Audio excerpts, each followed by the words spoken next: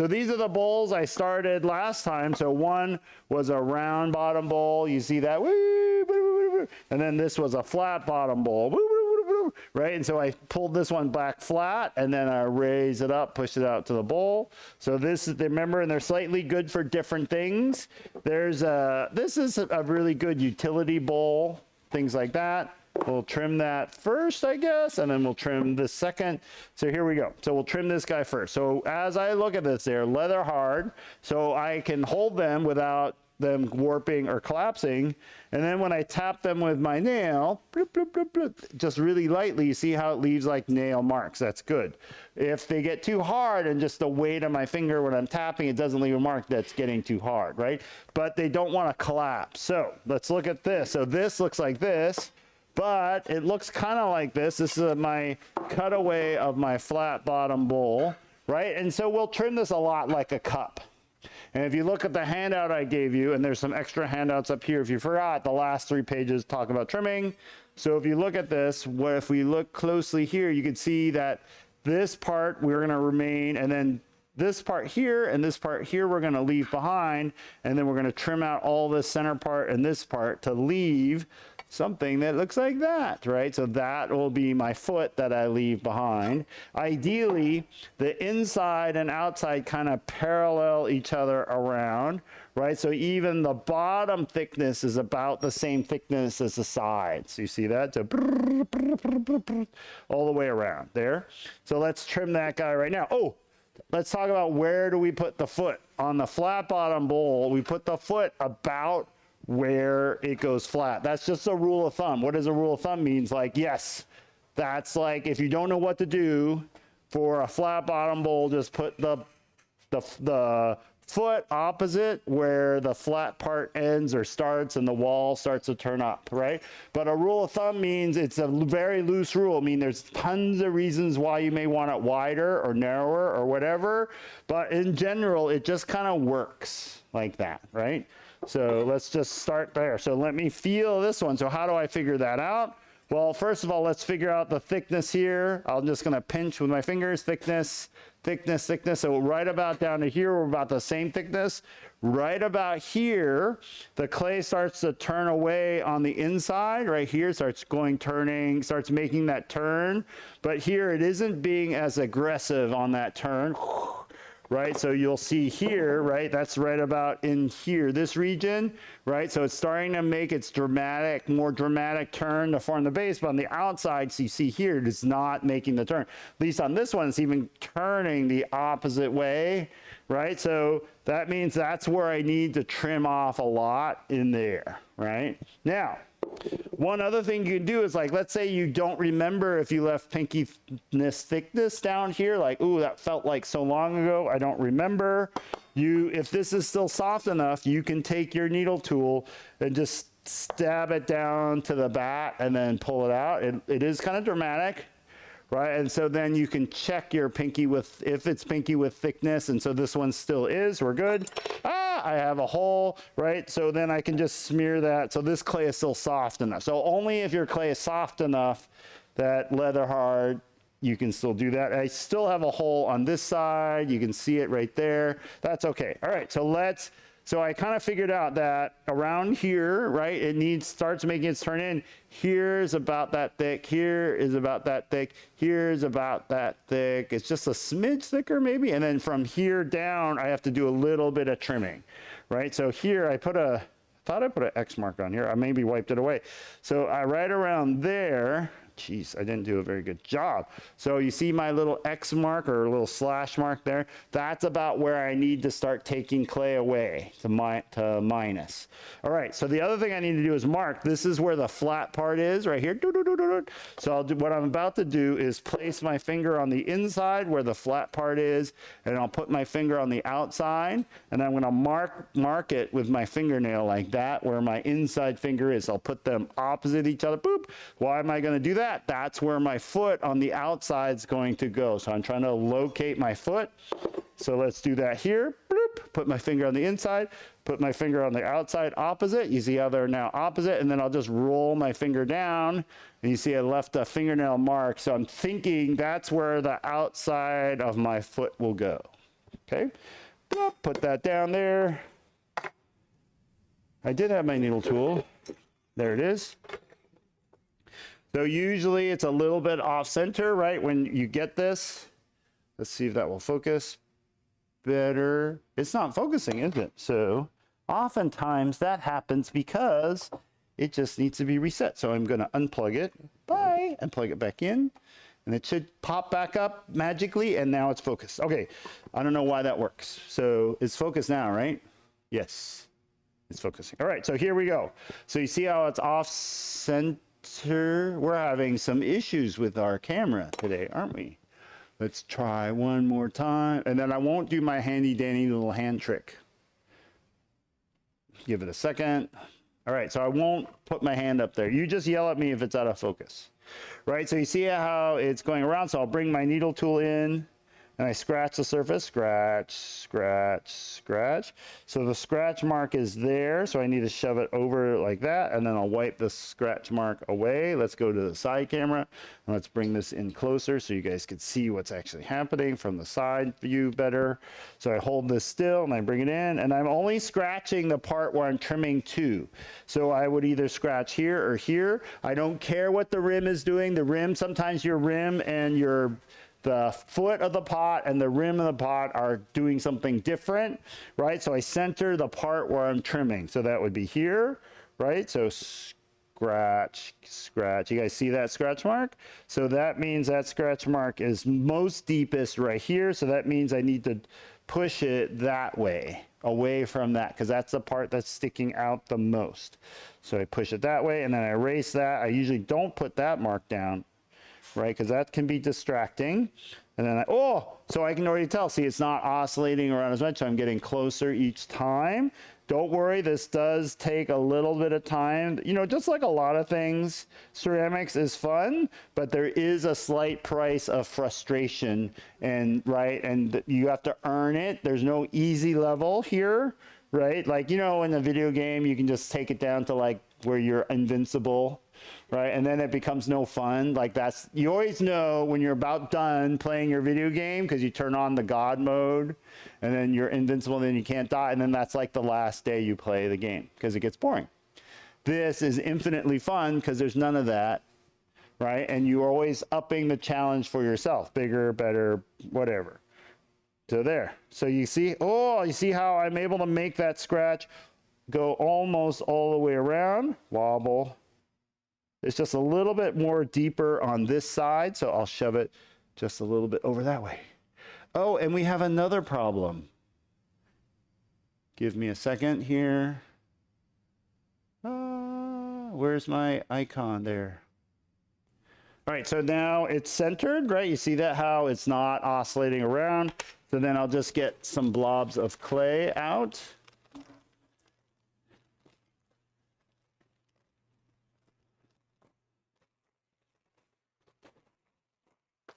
So it's always a big mystery, right, about trimming. It's always a big mystery. Why? Because I can't see the other side, right? Just like trimming cups, we get 3 blobs of clay. I roll them out into like little logs, and I hold my pot down. Let's back this away a little bit.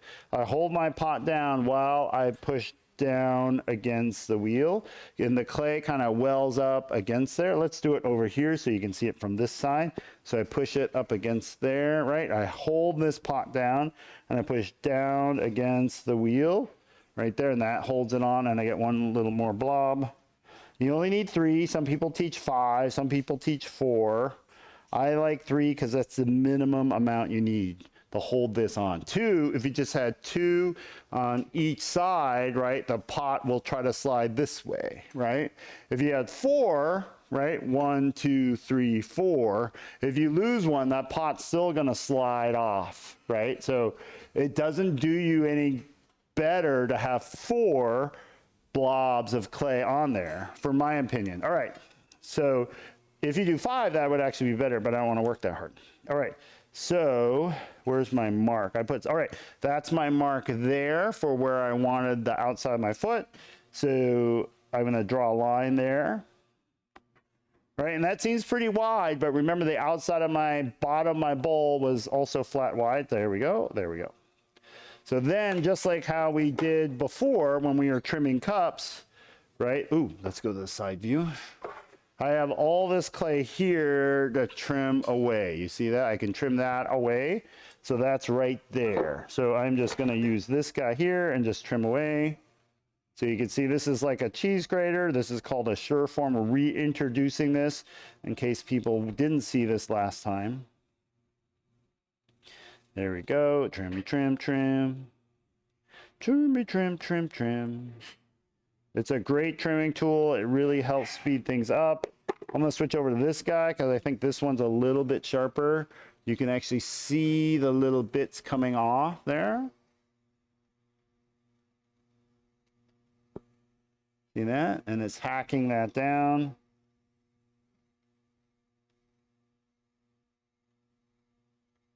All right, so we're close. See that? So we're close. So I trimmed up to the line. So I'm up to the line, but this tool now can't trim past that line because then it'll start trimming into the foot, right? I'll start knocking down the foot. So now we can use this tool here or this tool here, and I can start trimming straight down vertically here. So I'll hold the tool flat and I'll trim using that corner, and I'll start bringing out the outside of that foot. Like trim straight down.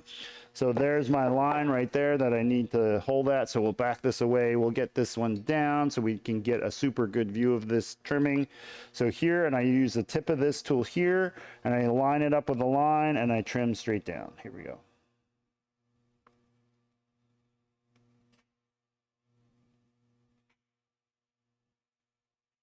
There we go. There we go. So I'm trimming that. I trimmed off a little bit more there. I'm trimming this down. So how far do I have to go? Right? I have at least a pinky's width thickness to go. So actually I'm doing okay. So when I line up my pinky, you see I can guesstimate about how much. If you have a pinky width thickness, you can just gauge yourself.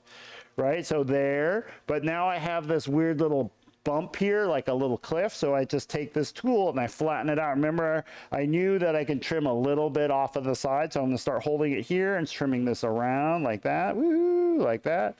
Trim, trim, trim. So I'm continuing this curve. So what am I doing? Remember on that, when we were making the bowl, we were trimming it or throwing it for the inside, right? We weren't looking at the outside, but now we try to make this look beautiful.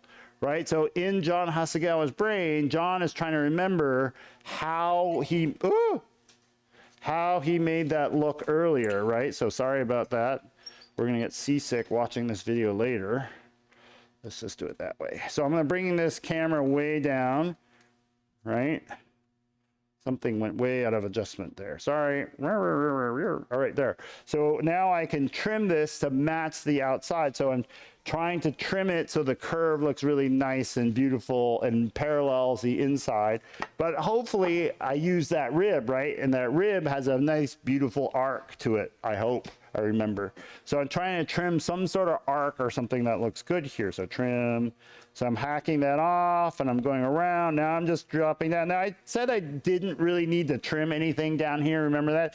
But I did put an accidental Surform line on there, right? I think I shifted that line here is from the Surform corner, right? The edge here digging down there. So I just would drive me crazy to leave that there because once this gets fired, it becomes a piece of stone, right? And then when you think about what they dig up from ancient civilizations, right? Pottery and stone tools, right? All their basket weaving is all gone, right? All their rope making, all their clothes are all gone, right? Because they all rotted and molded away, but they're ceramics. So someone's going to dig up your ceramics years from now and see you left a scar line on there.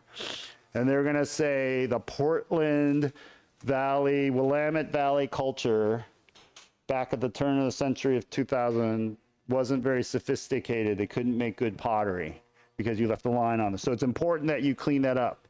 All right, so here I'm going to trim the inside of this now. So here we go. We're going to trim this away. I'll do it righty, right? I start in the middle. I have my line there, and I start in the middle, go outward, right? So remember, do a good job. I'm being pretty aggressive. Why am I being so aggressive? Because it helps speed the video along, but you're probably not. You start from the middle and you go out, right? I'm being aggressive also because the clay is kind of soft, so I can. What do I mean by being aggressive? I mean that I'm trimming off a lot at once, like in a one pass. When you watch me trim, right, when I'm using this tool, let me clean it up for a second. I'm using this part of the tool here and outward there. So the main trimming is happening here. So when I'm trimming this, I'm like pushing more down on the outside edge of that tool as I roll out. Let's do it again. So this is always a dicey part because you don't know if you're going to trim through or not, right? If you're usually going to trim through, the places where you trim through a lot is in the middle, trimming through. So once again, we can use the pinky test. We can lay my pinky down. This, we know from that surface, we have a pinky's width thickness all the way down. So I'm about getting there. The other thing we need to do is when we're trimming, we would love it if this level and this level kind of matched. What does that mean? So not that one, this one. So you could see that when I trim this guy here, right, this level here inside matches up and continues on the outside. So this level here goes in and then comes back out across there. And then so it looks like one level. And then the thickness kind of parallels itself around, right? Thickness is the same here as it is here. Ideally, that's good, super good craftsmanship. So when I look at this guy here, this part here seems a little bit higher still. I'm trimming this flat because I know the interior is flat or pretty flat. Now, haha, we can switch to this tool because this is big enough that I can fit this tool in here and stay on the right-hand side, right? I'm switching to lefty, right? And I'm going to trim this. The good thing about this tool is you see the other tool is leaving like those little grooves behind. Since this tool is wider, it leaves more of a flat thing behind, right? Couldn't really use this when we're trimming cups, but now we can use it when we're trimming bowls, right? Oh, look at that, how beautiful and smooth that is. Now, you can leave those trim lines behind, so let's go and put some trim lines back in, right? So we'll do that at the end. How about that? So here now I have this is looking, see how these look close to the same height? It's feeling groovy.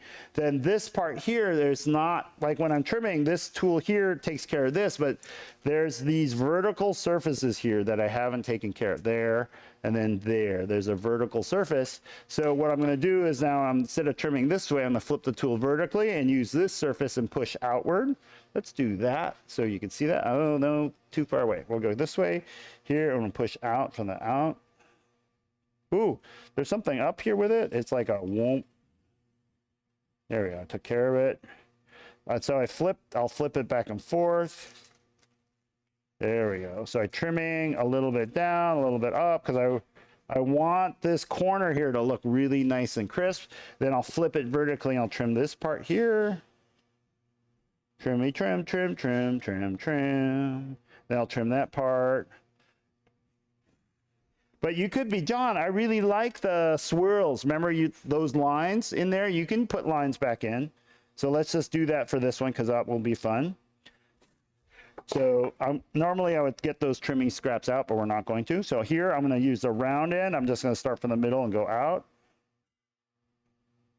Like that. Woohoo! Look at that. So I just trimmed some lines. So that's now a decorative line about process, right? Where the other lines weren't so decorative. They're more they're trimming lines, but I just use the trimming tool to lay in like a swirl mark.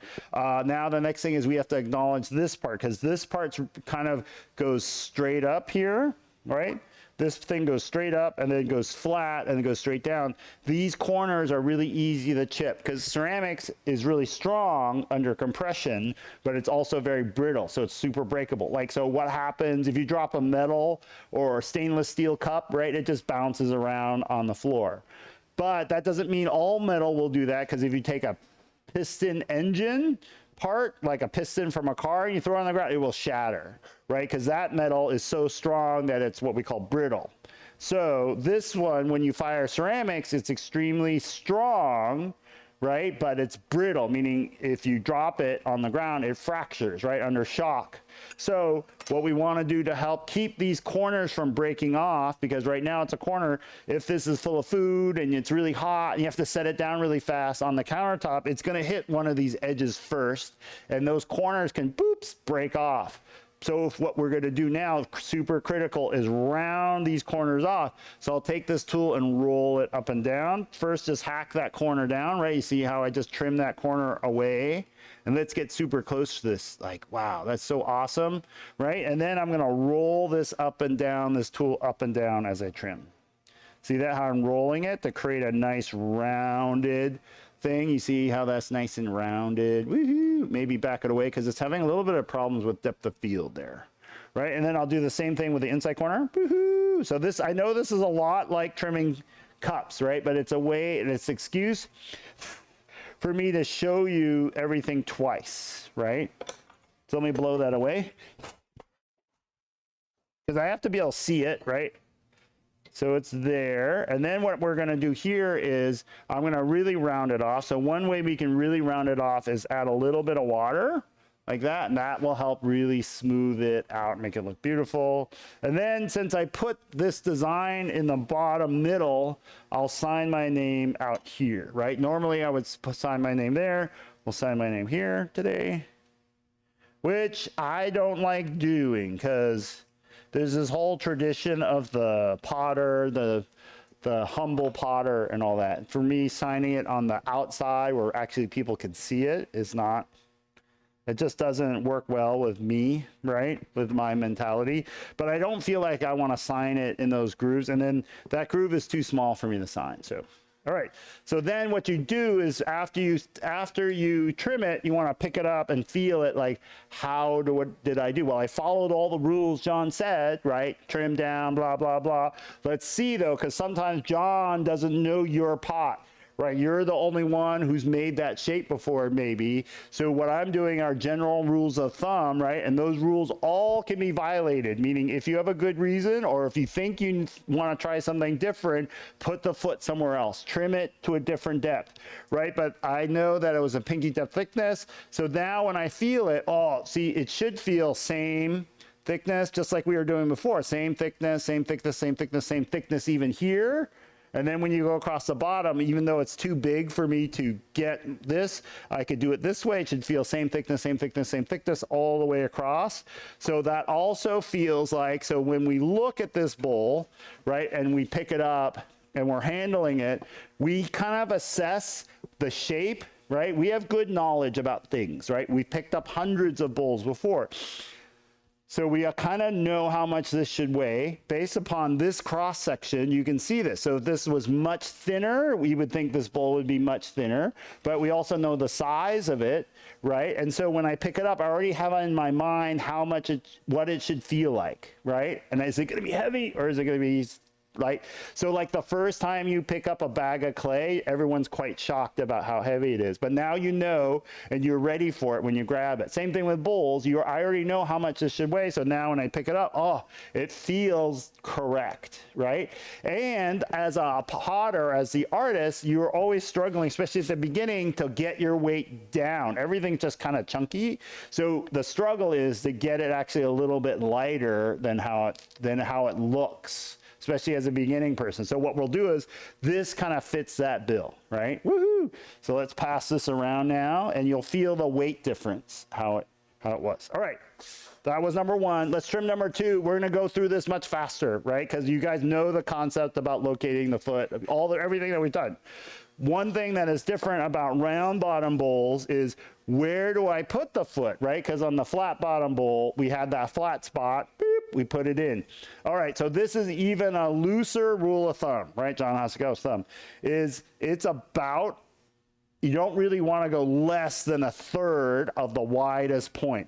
That is just super loose. So like this is about a third, right, of this. So it's a little bit less, but I think this foot maybe feels a little small. Why? Because as it gets less than a third, this thing gets really tippy, right? As you're using it, if you put like your spoon down the side, it just tips over really easy. And the elegance, really, you don't get something that looks more elegant when it gets less than a third, right? The idea, same idea, is we want to parallel the inside outside all the way around, like you see that. So even the base of this has a slight curve. You see that, how that, since the inside of this is curved downward, this outside is curved downward. So here we go. So I feel. It already put my X in. That's where it starts to get a little bit thicker. I already felt. I got oh, give me. So I'm probably gonna put the foot right about there. It just feels like the right spot. So I'm marking there somewhere. All right, here we go. So now we'll center. And I know the thickness, right? I'm gonna do this a little bit faster. So once again, I'm only centering to this part that I'm trimming to, right? I think I got it. All right. Get the same 3 blobs of clay. It's about, this thing's about leather hard.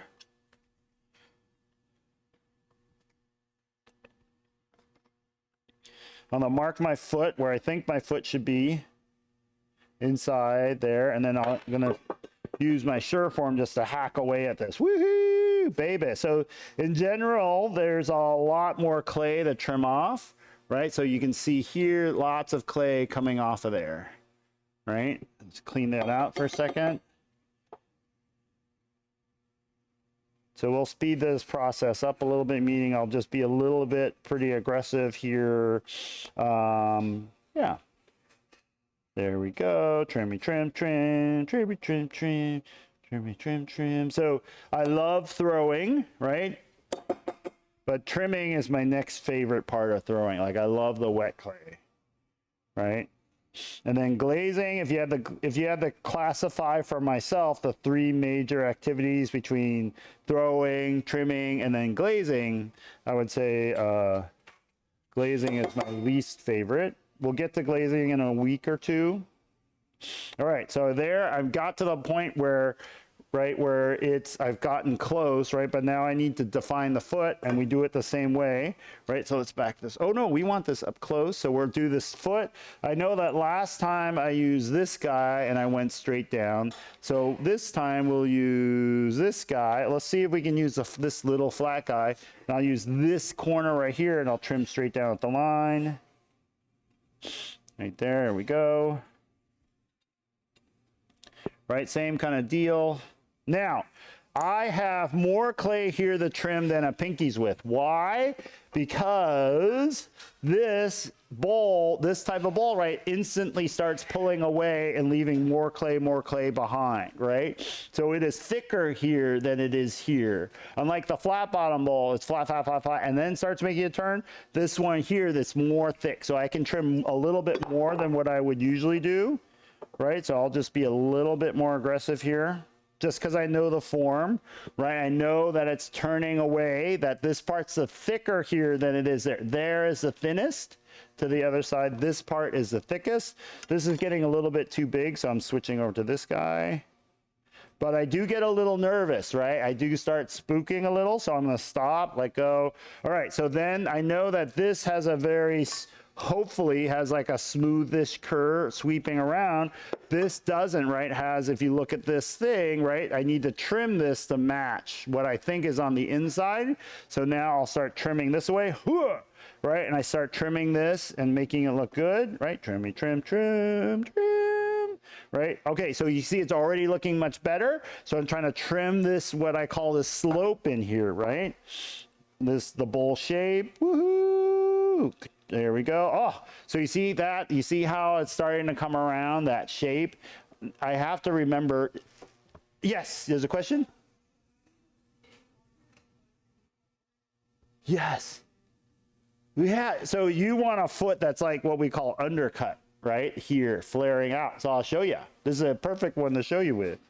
Good question. So I had a question that how do I create a foot that flares outward? This will be the perfect one to show you because, yeah, let's do that. All right, so you see I'm tightening up the outside. That was a very light trim, so that's looking pretty good, the shape. So you got to get really low, right, to look at this, right, to see if you got the shape right. You see that? And it's looking okay. So we'll pop up because we're about to do the inside of the foot. Now, I got to remember to do the undercut. So the undercut will remove clay from underneath here, way down here. So I do have to leave a little bit of extra thickness on the foot because I am going to subtract extra. So here I just dig down. And so remember that it's still a pinky's width thickness here, right? So in the middle, I'll still measuring pinky. So I still can lay my pinky down as a measurement, right? This clay is a little softer than the other one, so it's a little bit more goopy. So here we go. Like that. So I purposely now am stopping a little short on the next one to create a counter slope here that's not straight up and down, but sloping inward, right? This is wide and it's going to slope inward because we want to put that undercut on the outside. There you go. So you see that? And then we'll do maybe one more time. And then there's another trick we're going to do here with this guy. Ah, that's feeling good. So then I'm going to start trimming this part here. So that's probably about the depth I want to trim. But remember that this is getting thicker as it goes out, right? So I can trim that slightly domed, right? Domed upward. So this guy is close to what I want, but I'm going to trim more clay off of here to create this slightly curved space. So here, it's a little bit curved right now, but I'm going to spend more time now trimming on the outside of here to get that to look good. There we go. One more time. There. So you see, I know it's hard to see, but if it's slightly domed upwards, right, in the middle, that's good enough. And now I see that this part actually seems a little too high. See, this is just a touch higher, so I'm going to trim this down to match now. That happens. That makes me a little nervous because this clay is a little soft. All right, that was enough. Woo! Makes me a little worried because I'm reaching in the territory where I felt really comfortable with what I had. All right, so let's trim. I'm going to switch over to the big tool for a second. All right. So I'm just tidying that up. Now this looks all messy up here. We'll come back and fix that. So how do we undercut this? So what we're going to do is we're going to use this little tool here, and I'm going to slide. You know, remember I was cleaning up the inside by just going the outside vertical surface by attacking it like that.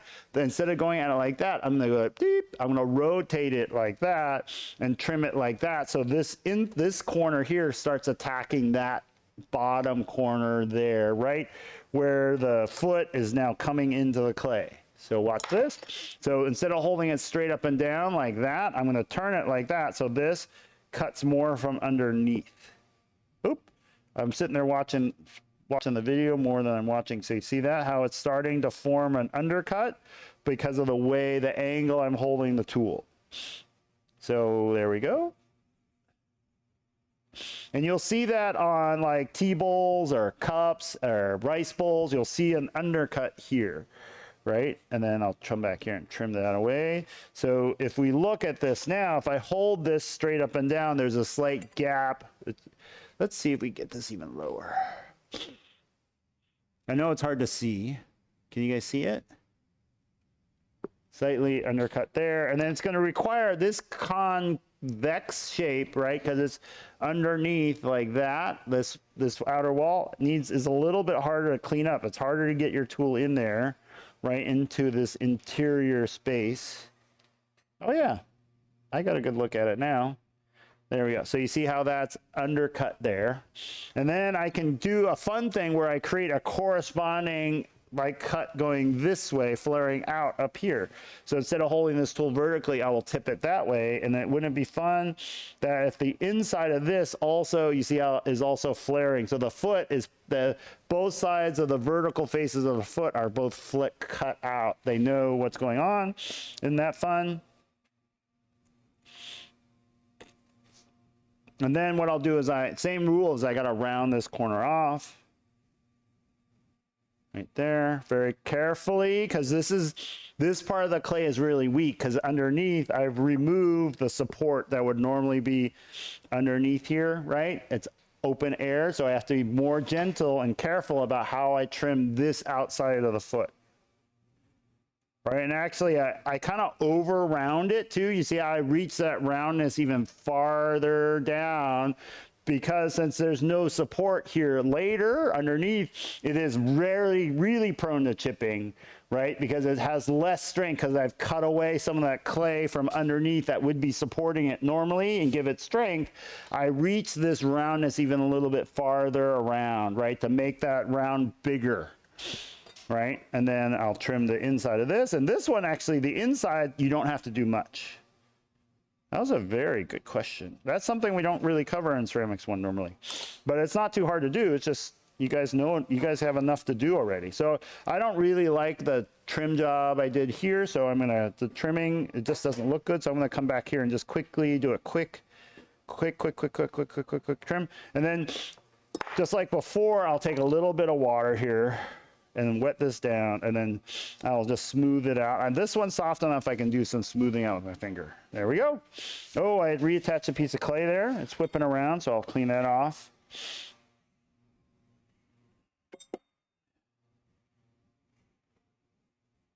There we go. There we go. And then this one will get my name in the middle, just like normal.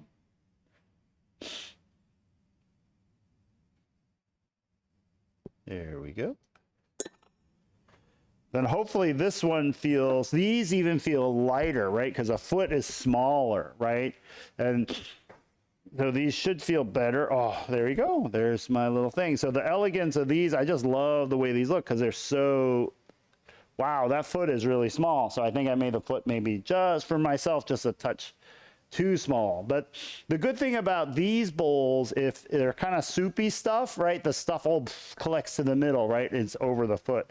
And then these bowls are really good to hold in your hand, right, so you got to think about that. Like the Japanese, when they eat rice out of rice bowls, they cup it in their hand and eat like that, right? And so the foot, like the undercut foot, really feels good because one of your fingers kind of rolls into that little groove, right, and kind of helps hold it in place. So any questions about that? So we'll pass this around. You guys can feel it's a little bit soft, so be careful. All right, good. So make some bowls.